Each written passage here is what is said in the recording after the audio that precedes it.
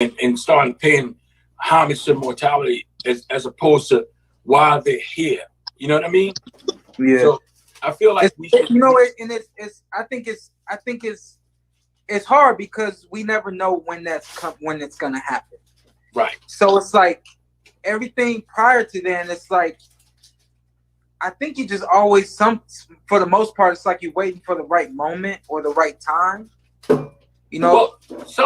Well, sometimes I do this. I do things like this. I actually, before I ever came on with you or knew that you would ever sit down with me, I did an appreciation post for you. Yeah. And I know you don't follow me and stuff like that, but I follow you now. Look, but listen. That's how I got on. I couldn't get on without following. Yeah, okay. But but listen, the thing is, for me, it's about paying homage to the fighter, and actually the person that fights. Because what I do here is try to make the person human who happens to fight. Because a lot of times the fans get caught up in, oh man, he's just this and he's that, but they don't know that the person is a human first, and they go out and they say these reckless things like you don't have feelings, like you don't bleed like they bleed, like you don't cry like they cry. You know what I'm saying? So that's what I'm here to do. Try to get you guys to sit down and talk to you to get your interest, find out the things you do outside the ring. And then find out who you're going to fight and what you're going to do. But at the same time, it's more about getting to know you. You know what I'm saying? Yeah, so, absolutely. First of all, I want to thank you for coming on with me. Yeah. I know you're doing a lot of things, brother. Your face is everywhere. You know? And I want to talk about that a little bit too. So I want to say you're setting yourself up for afterlife, for after boxing. And let's talk about that a little bit, man. Did you give that some big thought? You know, my dad, my dad funny, because he'll say, this is what my dad will say. My dad will say, we've been working on an exit strategy since we got into the game. But that, I mean, that's like, it's a little stretch. But essentially, you know, when I was turning pro, my dad said, all right, well, we're going to figure out how long you're going to do this, and then we're going to figure out what you're going to do afterwards. Right. And my dad has always known that I've had a genuine love for commentary and the things that I do now. And I really don't know, like, why. I've always paid attention. And my whole thing was football. So, I mean, I feel like the best commentators are football commentators, but that's like, the big plays, you get 12 big plays in a football game, you get one big punch in a boxing match, you know what I mean? Correct. Or if the fight's that great, you might get something like that. But I think my love and excitement for commentary came from football, and I think that I have figured out a way to kind of transition that type of talk and energy and excitement into a boxing match. And that's what I love. So we always knew that commentary would be somewhere down the line. Fox took off with PBC in 2018. That's kind of just where it started at, you know. And this thing with NBC has been amazing. Ring City USA.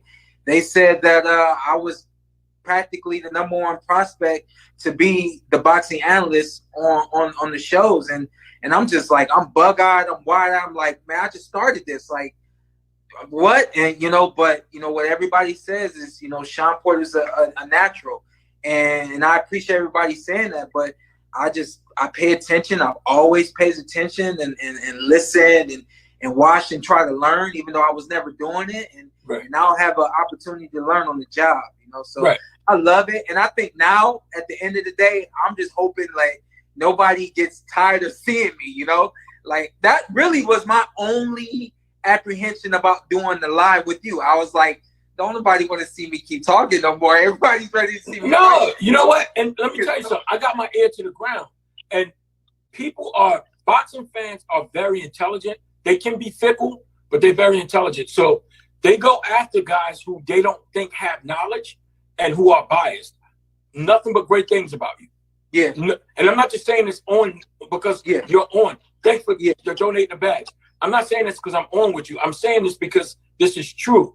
People really, really respect what you bring to the table. Now, there is some jokes about sometimes your style. You know what I'm saying? Because that's who you are. I am who I am. You are who you are. But other than that, Shawn, you're 100% who you are, and you're authentic in your analysis on the fights, and you fair, because authenticity is important, especially for somebody who's been in. Yeah. So when you get guys who have lived it, you can say, I know what he's feeling right now. Hey, you know what's crazy? I did the very first time I ever did an interview with the newspaper. I was like 9 years old. It wasn't a big deal, right? You know what I mean? It was a low level amateur boxing show. It was me against some other kid, white kid in the neighborhood. It wasn't a big deal, but the newspaper decided to interview me after the fight. I won the fight, and I can actually go back to that moment. I remember being like comfortable, and I remember like just talking. You know what I mean? And that's just kind of been my thing the whole way. It's like, just be real and say what's on your mind, what's on your heart, and people seem to enjoy it, man. So I mean, when I tell people that I'm blessed, I mean, I straight up and down, I believe that I'm blessed, man. And bro, you 100%. Let me ask you this: what do you think about? Because when you look at resumes, right, and you start parsing resumes, and you hear these pound for pound talk, your resume has to be one of the most decorated resumes in your weight class. You've been in with everybody, but you don't hear your name mentioned in the pound for pound. How does that make you feel as a fighter? You know, and I still feel like it's hard to keep me out of a top 10 pound for pound. And I know everybody looks at their pound for pound differently, and I think I'm dead wrong with the way I look at pound for pound. My number one thing when it comes to pound for pound is, do you put asses in the seats and do you excite the crowd? How exciting are you? To me, the most exciting fighters are my pound for pound fighters. That will be Canelo. That will be Tyson Fury. That will be Deontay Wilder. That will be Errol Spence Jr., Terence Crawford. Those guys are flat out exciting every time they go out in the ring and do it.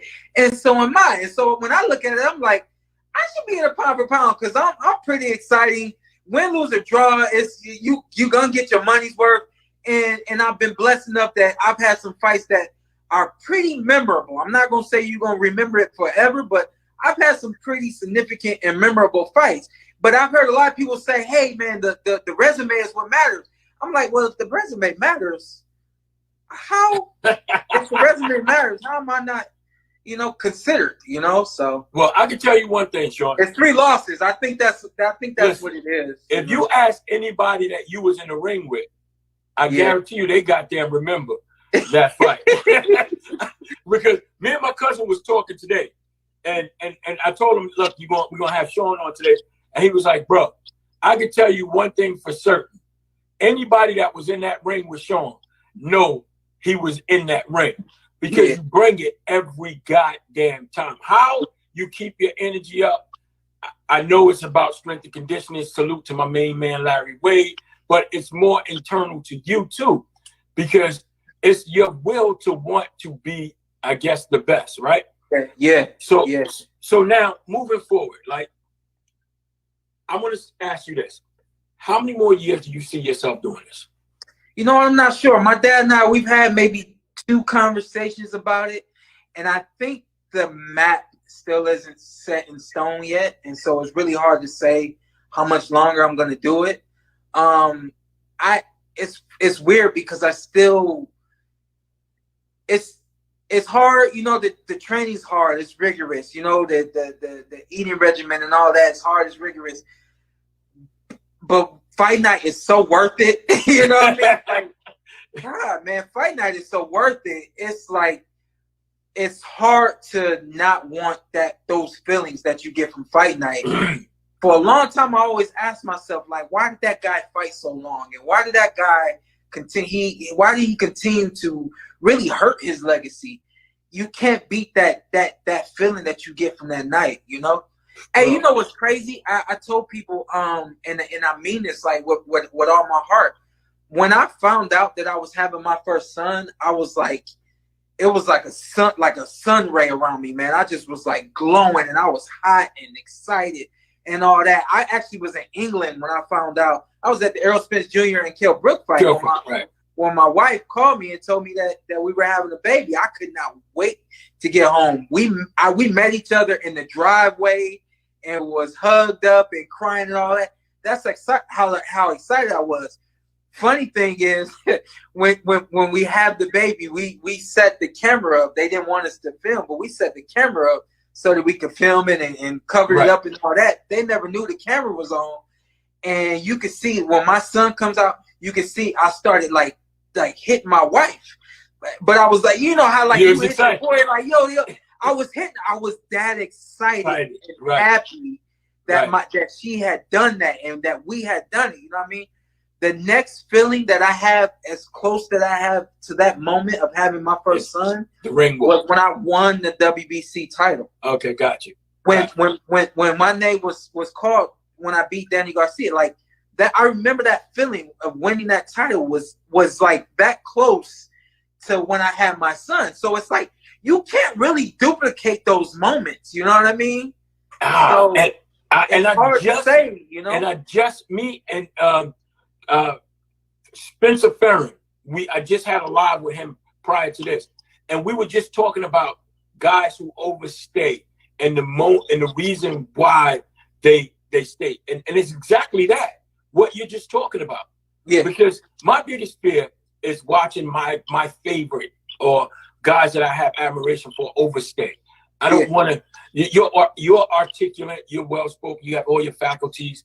Yeah, I don't want to see a guy that I have admiration for stutter or can't walk right or just overstate. And so, but I get why they do it. And you just explained it well. I get why they do it. Yeah, for a long time I didn't understand it. And, you know, it actually, I think it took me having that experience. Right. And after the Danny Garcia fight, I went back to the back room and we were happy and everything. And I was like, I remember thinking like, I need this again. Like I want it again, you know? Yeah. I didn't want to rush to get back into the ring, but I wanted that in like ASAP, you know what I mean? So that's right. I think that's a major reason why a lot of guys end up staying too long is because it's not that they don't know that they don't have anything else that they want to do or they don't know what else to do. It's that there's a certain feeling that you get when you're in the ring, that you get from winning a fight, or that you get from knocking a guy down, knocking a guy out, that you really can't duplicate, you know? Right. So now let me ask you this, moving forward, with what do you know what's next for you? Because I seen the back and forth with you and Terence Crawford. I know you guys are cool. How realistic is that to get your guy in the ring? Because I think the best way to pay homage to each other is to break bread with each other. How does that work? That's funny you say that because it makes a lot of sense. You know, right. I'm doing the best I can to create a fight without losing a friendship. You know, gotcha. I think if anything, I understand that there's life after boxing. Right. And for me, life after boxing is going to be a whole lot of interviewing the guys that I came up with and being in the same rooms and at the same fights with these guys. I want to be able to, after boxing, go to a fight and see Terence and sit next to Terence and have a good time at the fight. Sure. But I feel like he feels like he's being attacked when I get on social media and say things. But I'm trying to make a fight happen. I'm trying to cement my legacy, you know? You know, when I look at Marvin Hagler, he was my favorite fighter of all time. And I know why he was my favorite fighter. I don't know him to do anything less than be great. Right. And a part of being great is getting in the ring with greatness, you know? Right. So I really want to get in the ring with greatness. I feel like, okay, if I say things on Twitter, if I say things on social media, then, you know, certain people are going to get loud and say, this is the fight we want. This is the fight we need. We're going to boycott anything less than this. Right. You know what I mean? So I'm just trying to do the best I can to make a fight, not make him feel disrespected or anything like that. But I don't know at this point how realistic the fight is. I still haven't really examined all of the ins and outs of being a mandatory challenger for a belt. Right. At the end of the day, I'm more interested in Terence Crawford, not the WBO title. You know, Gotcha. so. But if the WBO title is the end, I gotta use that as the end. You know what I mean? If being a mandatory and saying, "Yo, I'm the mandatory. Don't overstep me." You know, if that's what I have to do, you know, I'm trying to figure it out. You know what I mean? So, and I'm hoping that a fight with Terence Crawford can be made. I'm hoping that there's really nothing that I don't know of that's standing in the way. Right now, I don't think that it is. I think that it's just taking time for people to kind of bend a little bit and say, hey, this is the fight that needs to happen. You know, so let me ask you this, Shawn. He said, stay on standby. I'm like, no, I don't want to hear that. You know? So let me ask you this. It took everything in me not to get this. Yeah. So let me ask you this, Shawn. How much of it is a phone call? The phone call was made. You know what I mean? Okay. The phone call was made before. I'm talking about to Terence Crawford. Just like I know. The phone call. Right. The phone call. The respectful agreement that we made 3 or 4 years ago, at least about 4 years ago now, was done. When I was right before I signed the fight for Mella, I called him. Hey, I just want to seek, can we make a fight happen? What do you think? How you feel about it? You know, he said, I'm working on some big things. And, you know, if it falls through, man, then maybe we can make it happen. I said, all right, well, they working on the fight for me too. I really don't want it, but if you're telling me it's not going to happen, then I'll take this fight. He said, man, I don't think it's going to happen right now. Gotcha. All right, cool. Hung up. Formella was made. You know what I mean? So I have not made a phone call to him since like July. Because that's what I mean. That's what I mean. Yeah, like, so maybe that's probably what needs to happen is I need to make that phone call, deal whatever it's going to be and probably go that route. You know what I mean? Right. And come back with answers opposed to, you know, doing things on social media and all that. Because that's why I think, because Terence Crawford is kind of like you. You don't do too much social media, and Terence Crawford don't either. So I think he felt I'm just speculating here. Yeah. But I'm thinking he probably felt attacked because he viewed you as a friend. You went the social media way versus, yo, bro, let's make this, bro. Let's put bread on the table for us. So that's what I'm thinking. That's why he felt like, man, you could have just called me. You know what I'm saying? Well, shoot, boxing. Since you in the mood to give advice, do I need to call and apologize too, or should I just call him and yo, what's up? I would say listen, and I'm going to give it because this is what I do. I would say, yo, Chan, listen, probably I took it the wrong way, but listen, this is where we are because I believe, honestly, Shawn, I believe in relationships first.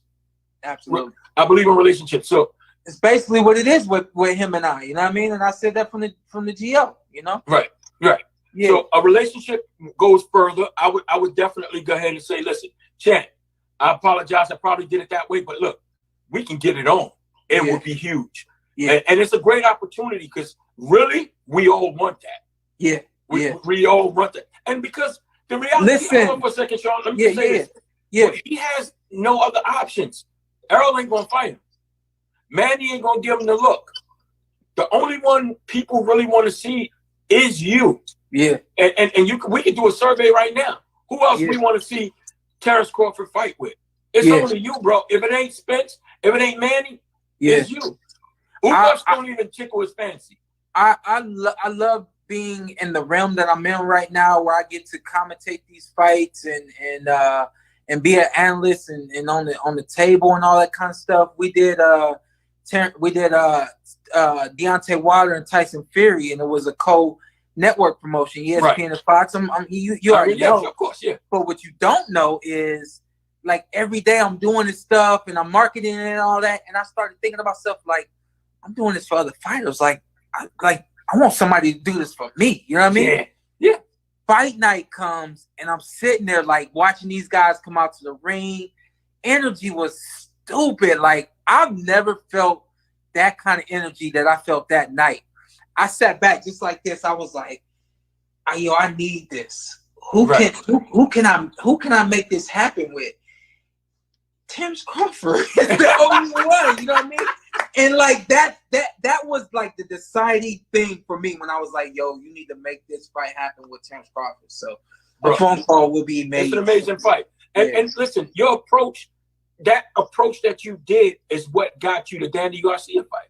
Yeah. Right? Which if anything was what I thought was thinking like, yo, just let him know you'll be ready, you know, but more than likely that wasn't the way to go.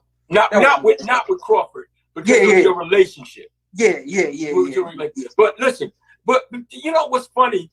The sanctioning bodies, they can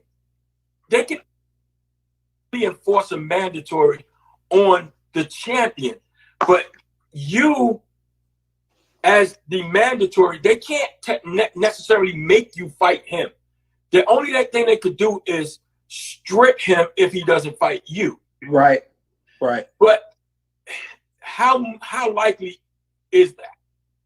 I couldn't see him doing that. I couldn't see Terence vacating his title simply because he doesn't want to fight me. I think, and I'll go on record for saying it right now. I really don't even know how my dad is going to feel hearing this, or because somebody's going to tell him. But if I call him up and say, yo, I'm the mandatory, I think it's a great fight. It's a co-network promotion, pay-per-view. Yo, let's do it big. Let's promote the hell out of this thing.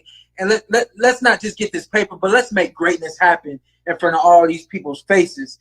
If he says, yo, SP, I respect you. I know, I see your passion to fight me, but it ain't happening. I'm gonna say, all right, then it's not happening. You know what I mean? And then I go away quietly. Now, when they come with the mandatory and all that, the decision was made between him and I a long time ago. Let's not fight unless we want to make the fight happen. Let's not let anybody force us to fighting. So with that being said, if the WBO comes to me and says, yo, you're the mandatory, we're going to force him to fight you, or we're going to strip him for his title, I'm going to say, hey, we already decided that we're not going to fight. Don't strip him. He's going to fight whoever he's going to fight. So that's how that will go. That's how that will go. That's admirable. That's cool. That's how that will go. So now let's let's move past that for a second. And you know what's crazy is I'm the mandatory for the WBC and IBF titles too.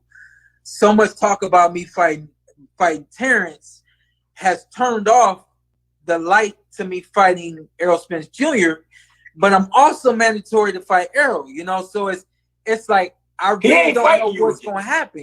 And he's not going to fight me. He ain't going to fight you again. Yeah, and he's not going to fight me again. Yeah. He said it. He said, I ain't fighting. He said he said it. I ain't fighting him again. Yeah. So I know. So I saw you on an interview with ABB Boxing, my man Mustafa. Yeah, and you guys was toying with the idea of 154. Mm-hmm. How realistic is that? 154 is realistic. I talked to my dad about it last summer, and he said, hey man, there's a lot of fights to still be made at 147. He says, if you start bouncing at 154 now, he said, people are going to consider you a 154 pounder. They're going to write you off at 147. Is that what you want to do? And I said, no, I want the fights that can be made at 147. And he said, then you better keep your what did he say? You better stay put, keep your butt where you at. You know what I mean? Right. So that's where we at with that. I know this is a dumb question because you work with Larry Wade, but how hard is 147 to make? It's not very hard, but I do think that over the years, even there's the component that we've lost getting to 147 fight after fight. And it's no excuse, but we've lost power and we've lost muscle every time we've gone to 47. So Wade says to me after my very last fight, he says, you get to 47 every single time we go for it. He says, I've been worried for years now that we'll build too much muscle and you can't make it to 147. He said, but I feel like you're touched and God is going to take care of you. And so I'm not worried about it anymore. We're going to put on this muscle and we're gonna we're gonna work on his power, and then we'll get to 47 when it's time. He says, I'm not gonna worry about it anymore. And I really bought into that as well. So it's been relatively, I would say, for the sake of words, not hard but not easy. Gotcha. We're right in the middle. We make it happen. I'm not hurt. I'm not upset. I'm not sick or anything like that. But at the same time, we know every time we go to the ring, we're not going to the ring with everything we need to really capitalize. So when we don't go to the ring with everything that we need to be ready. So I'm excited to see what happens in the course of these next couple of fights with putting on his muscle and bringing the weight down and trying to hold on to the muscle as much as possible. I got a question for you.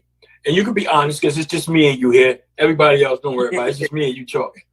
What was, in your honest opinion, what was your toughest fight to date? Who was your toughest opponent to date? Not what we view, but you being in a ring with them. Who was that toughest fight for you? My fight with Kell Brook, I made hard on myself. Mm-hmm. I think I took the wrong approach coming into that fight. I think I came into that fight with a lot of confidence and a lot of belief that at that point in time, I had just come down to 147. So I it was a little bit different than now. And I think I had the thought that I was going to knock out everybody I was in the ring with coming off the big fight, big knockout with Paulie. Right. So I made that fight hard, but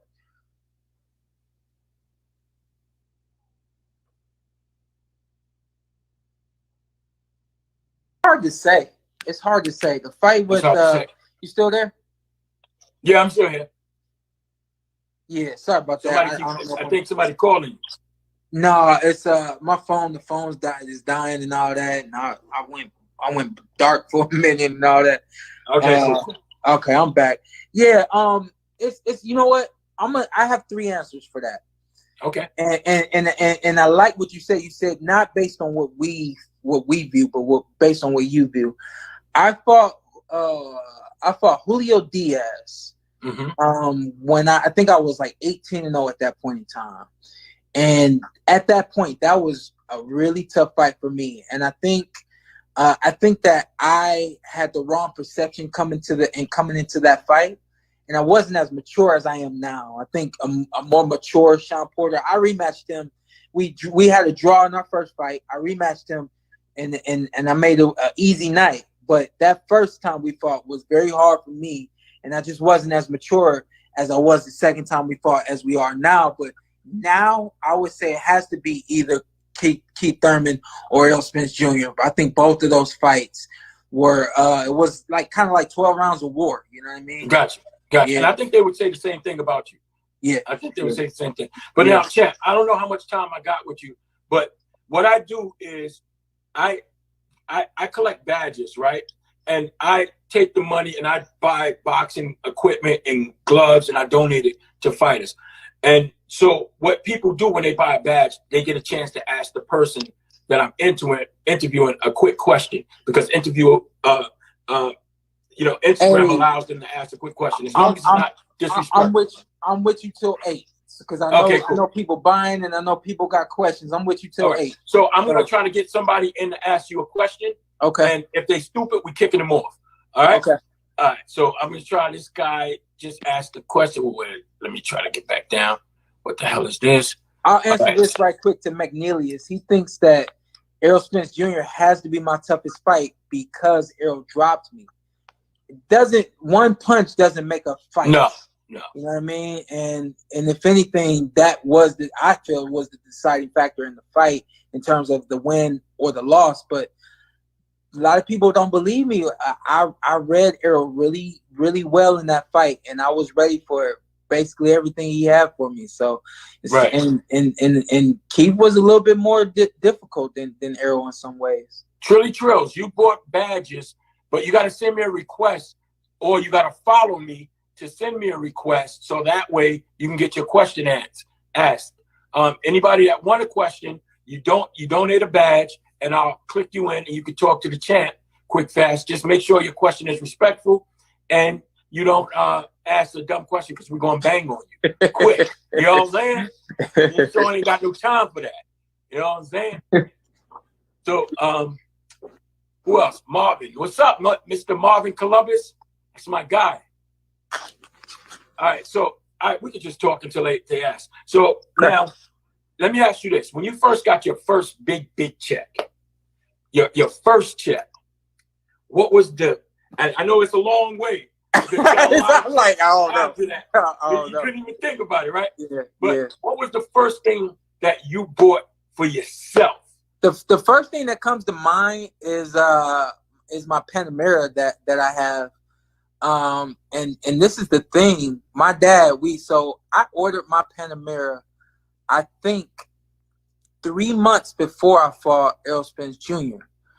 And it took and so I designed my Panamera. So it's like, special edition, only one, designed or whatever. So it took it a minute for me to get it. I think I didn't get my Panamera for like 7 months or something like that. So I think I ordered it in August and I didn't get it until February of 2019.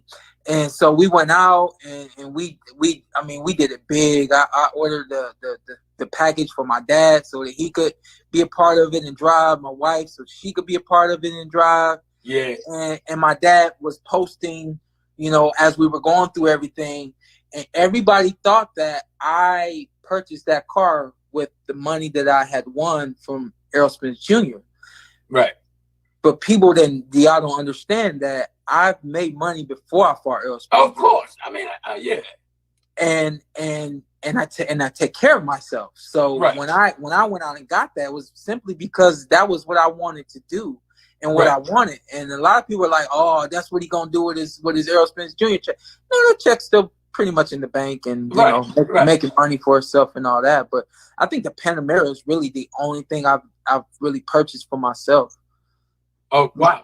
My wife and I, we bought a house last year. We live like 30-second bike ride from my dad's house now. So. Oh man, Mr. Showtime, how's it going, What's champ? going on, boss? Hey, what's going on, champ? So listen, man, I've been big fan. What's going on? How you living under that hat, man? I'm struggling with life. You doing all right? I'm on the way to the gym myself anyway, so they'll be all right. They don't care. That. You good. You going to the gym. And I do want to say, champ, I live in Maryland. I did fly out to LA to go watch you and Errol Spence.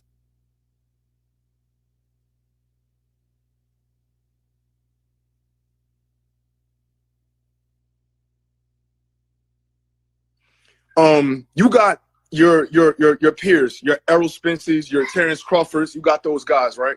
So we see Terence. We see after Errol Spence fought you, then and not until then did they put him on the pound for pound list after beating Shawn Porter. Then you got Keith Thurman, unified champion, right? Then you got Terence Crawford. He was undisputed at 140. Now he holds the WBO title, right?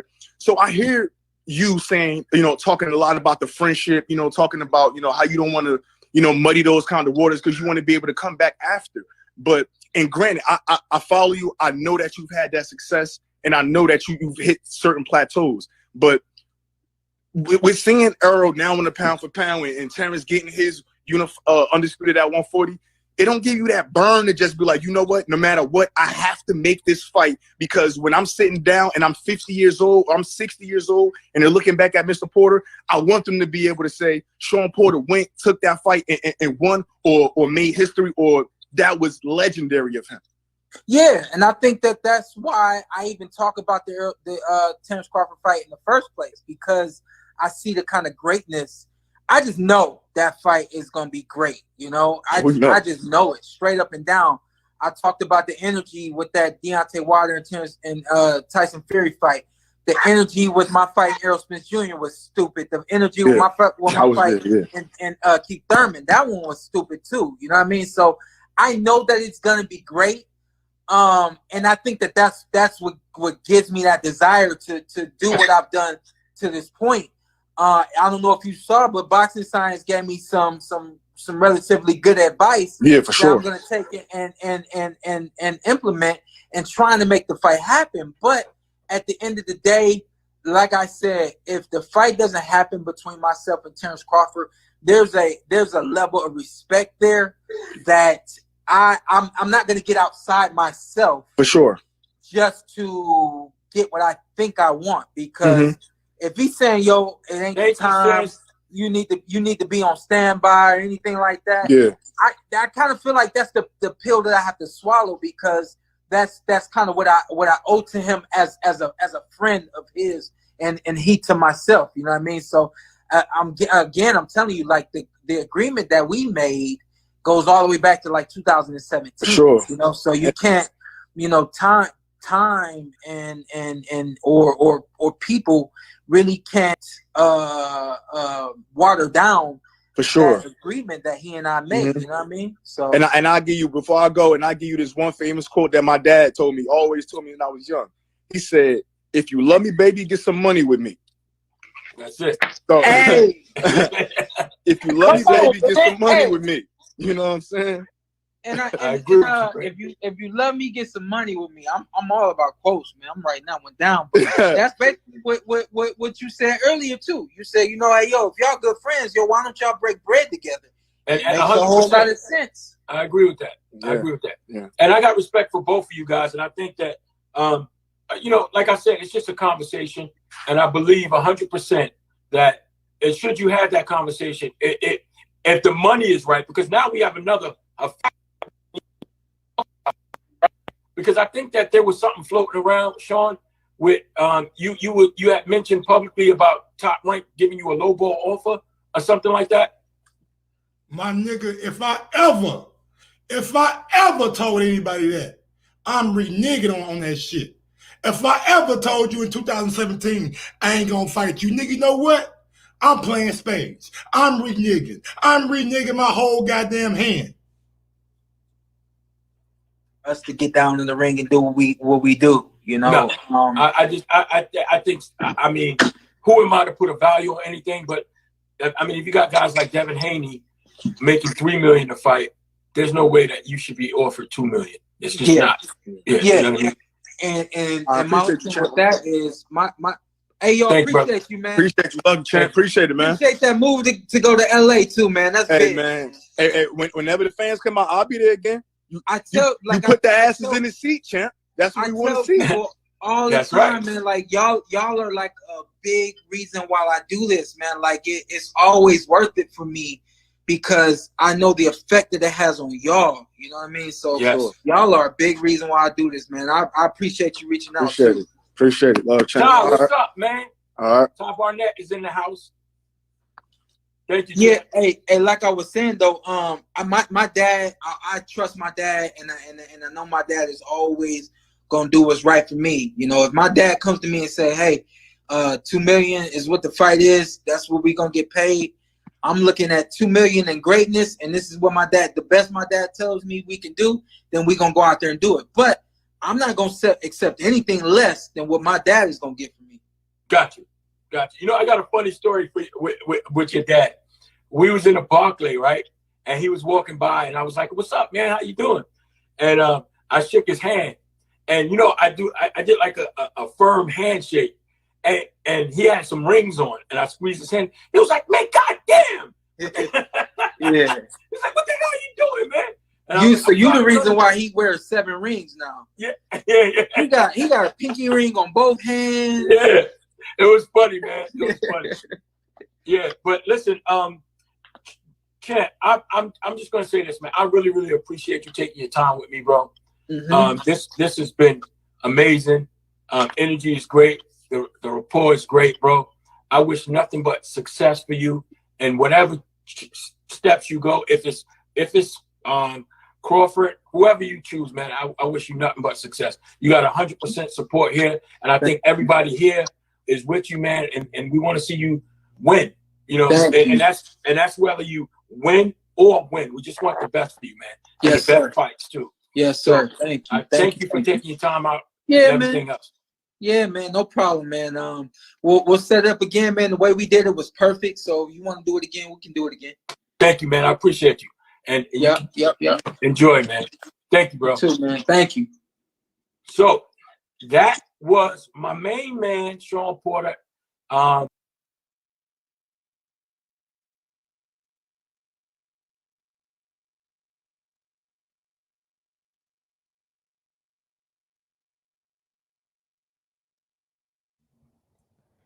Whoa, yo, what up, folks? What up, man? My bad, man. Shit. No need for me to say anything. Get right to the call.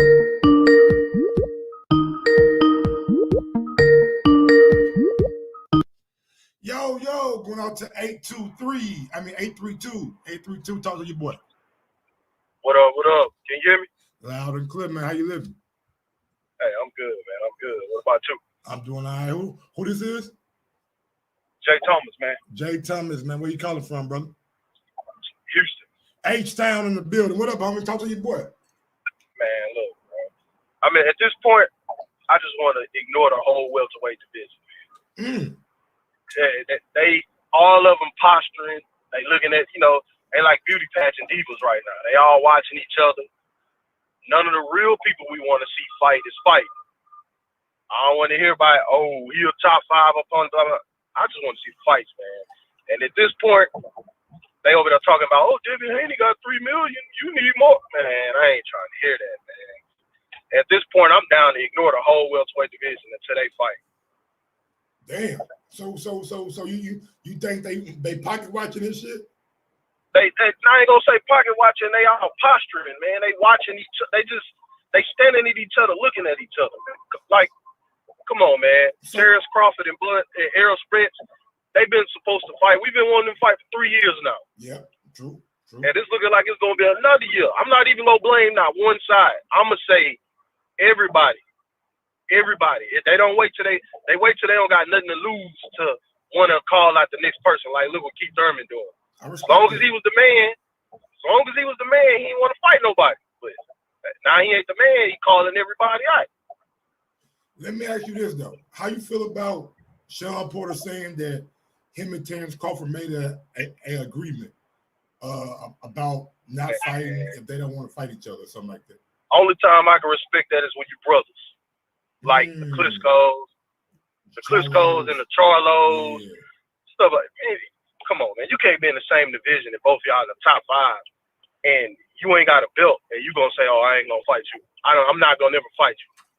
Do you think that conversation really happened? Or do you think Shawn is no, I think they was friendly at one point. Okay. I do remember that. Yeah, I think it's true. But come on, man. Somebody needs to move up. I'm the kind of nigga, man. I can't see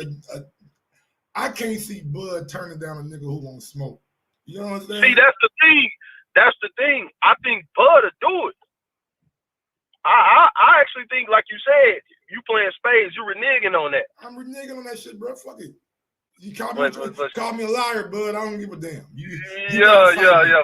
I'm mandatory. Shawn Porter, he posturing, man. I got respect for him. He fought everybody. I can't, you can't say that, but I don't know, man. It get funny sometimes. Let me ask you this then. Since everybody always say Bud ain't done nothing. Do you think Shawn Porter is being honest when he says the reason he's not taking the mandatory is because it's not about the belt? It's about fighting Terence Crawford. But a lot of these guys, even Shawn Porter, was on Max on Boxing. He ain't got Bud #1 pound. He ain't got Bud up there. So if you ain't got Bud over Canelo or in your top 3, then why is it about Bud? Why is it about Bud and not about that belt?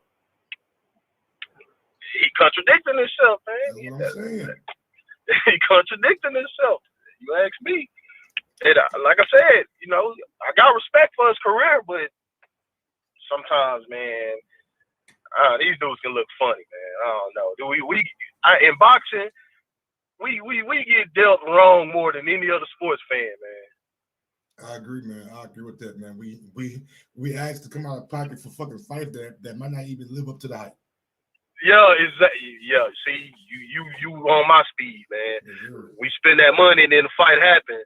And meanwhile, I mean, we got them little dudes at what 115. And all them dudes fought. All them dudes fought each other. 154. All them dudes fought each other. Shit, 126. Not 126. They ain't fighting each other. Well, they ain't. 140. Shit, 140 finna be undisputed. So shit, we the second time. Yeah. We get them, but the ones we really want. And that's why I say at this point, you know, because I ain't gonna lie, I see the 135 pounders doing this when they go to 147. Don't be surprised. They doing it right now. But I'm saying, exactly. Because I see all them dudes ending up at 147, and you know, right now they all 21, 22, 23. They're gonna be 29 and still ain't fought. I can see it right now. And then, I mean, I don't know. Ennis and Virgil Ortiz, man. You got to prove me wrong at welterweight. I ain't going to lie. I done seen it happen too many times. But dudes get to 147 and they want that smoke. They get where they at, and then next thing you know, it's, the money ain't right. All right, big dog. Anything else you want to say before I get to the next caller? Hey, you know what? I'm from Houston, right? All right. I don't like what Jamal Charlo doing, man. Oh, you a real one. And that's my favorite. That's my favorite fighter. Man, I'm a big Charlo fan too. I don't like that moonwalking shit either. I don't like what he's doing, but you know that with Benavidez and Andrade, but you know I'm just keeping it real, man. That's my favorite fighter, but I don't like what he's doing. Yeah, he's supposed to be on the Brown Cooker podcast coming up, so we're gonna see what he got to say. Yeah. But other than that, hey, take care. All right, big dog. All right. I'm calling in, man. I appreciate it. You know what I'm saying? Hey, man, you're real. You know what I'm saying? Giving you the actual facts on Jamal Charlo, man. Like he ain't happy with what Charlo doing. I ain't mad at it.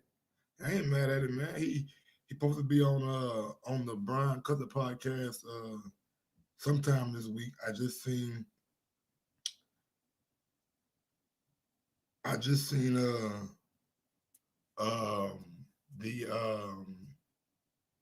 preview. You know what I'm saying? So you're going to see how that play out. It should be intriguing what he got to say. You know what I'm saying? So big ups to everybody out there in the chat. Smash that thumbs up button on your way in, on your way out. It don't matter. It's going to be an early night, man. Your boy done had a long day. Been doing, man. It's been a crazy day. I've been up since about, 6 o'clock, running around. Then had a workout today that I had scheduled. You know what I'm saying? That I couldn't renege on my workout, so I went up to a little boxing gym and did a couple rounds. You know what I'm saying? Did what? How many rounds I put in today? I think I put in like around 5-6 rounds. Man, I'm sore as fuck. I ain't did none of that shit in like over a year and some change. Yeah, I was in that bed and I couldn't even move the heavy bag. I'm like, God damn. I was goddamn me. I was moving that bitch when I was at my apex. I mean that bitch at my fucking hand. I'm like, motherfucker. No, man. Big ups to that shit though, man. Back in the gym, so y'all gonna see. I ain't like the way I looked yesterday. I'm looking flabby, looking like Larry Holmes and shit. You know what I'm saying? I gotta tone that shit back up. So we back in the gym. Probably gonna start off going like 2 times a week. Then after that, probably pick it up to about 3 times a week. But I ain't gonna go too wild. But yeah, try to keep it at about 2 times a week, man. Hitting the bag, you know what I'm saying? Getting around in, getting that good cardio, getting that good sweat in. But yeah, man, you guys know what it is. Y'all know how I get down, and y'all know what I'm about. With that being said, yo, Mike, drop that beat on him. Yes, sir. Y'all smash that thumbs up button. Thank you. Sometimes you gotta give people their flowers. While they can still smell them. Mark Nash, Michael Gross, the boss, my nigga.